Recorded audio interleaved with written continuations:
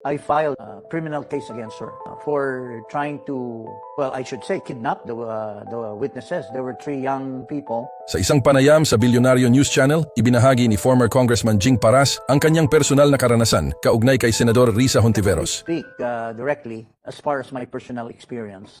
Senator Hontiveros attempt, or she had done, trying to make witnesses be her pawns in her fight against other politicians, other people. My personal experience, as a matter of fact, I filed a criminal case against her for trying to, well, I should say, kidnap the witnesses. There were three young people who were supposed to have witnessed the killing of Kian de los Santos, purposely to come up with, allegations against then President Duterte in his war on drugs. So I was then, together with Attorney Topacio, I was not with government at the time. I was legal advisor of Volunteer Against Crime and Corruption. And one instance was that the father of these three children, I think one is 13, 9, and I think 6. So all minors. All minors. Mm-hmm. The father, who was just got out from jail, it seems that the mother was an OFW. So these children were part of the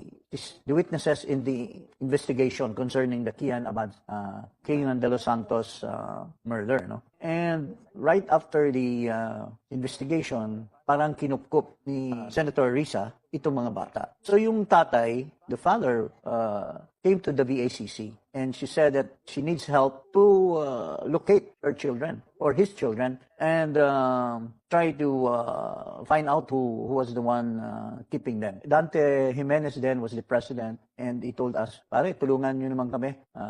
And I was with Attorney Topacio. So we helped the father and we requested the CIDG to be involved. There was a representative from CIDG then who went along with us. We were able to discover that the children were kept by Hontiveros in her office in the Senate because she took custody of them right after a hearing conducted in the Senate. So when we went there, we wanted to see face-to-face Hontiveros. A certain attorney Mendoza, or Karen or Christian Mendoza, said that the senator is busy, but we don't have the children anymore. We have turned them over to Bishop David of Caloocan. So there was seems we discovered that there was a connivance between Hontiveros and David, because when we went to Caloocan, the children were there.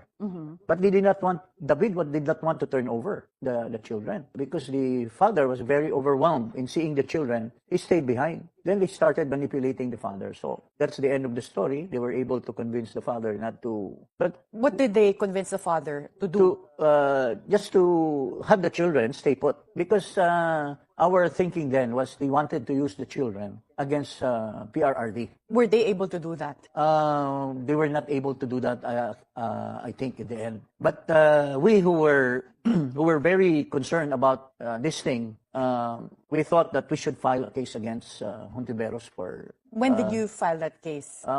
This happened in 2017, a long time ago. Okay, and the allegation was for what offense?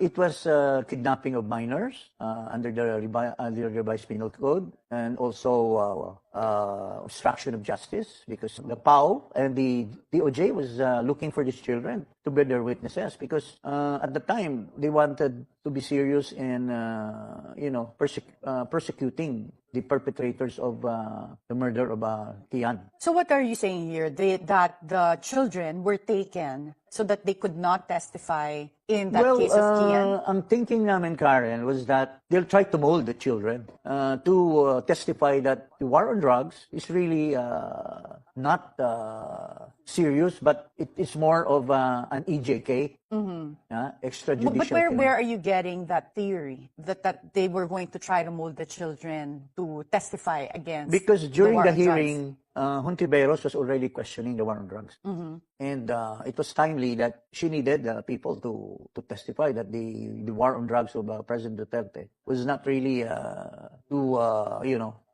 capture these drug traffickers and so on and so on, but rather it was more on a violation of human rights. But since those children never got to testify against the war on drugs, does your theory still hold that they were kidnapped and then they attempted to Well, manipulate because them? they have continued. In fact, this has ripened into investigation. You know, this team of Trillanes, De Lima, Ontiveros, and this certain father, a father from Ateneo.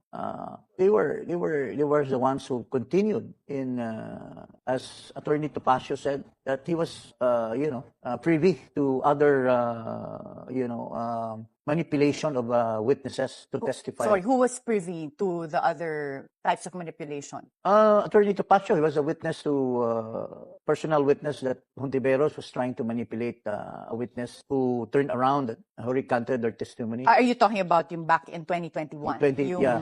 Dun sa Farm But you know, there's really a pattern itong ginagawa ni Hontiveros, because as early as I think the impeachment of Chief Justice Corona, there was already a testimony during the course of Senator Miriam Santiago's interpellation of the witnesses. There was one witness who revealed that when Senator Miriam says, where did you get all these documents, that you are using? These are all hearsay. And the witness says, well, ma'am, it was turned over to us by Senator, he was not yet a senator at the time, by Mrs. Ontiveros. So if you look at all of these things, there seems to be the attitude of, trying to subvert the truth by using witnesses who are perjured. Well, since you're talking about there seems to be a pattern, what was your reaction when Alias Rene came out recanting his prior testimony? Well, it's to my mind, it's just one of those things. But she always got away with it, because at the time I filed a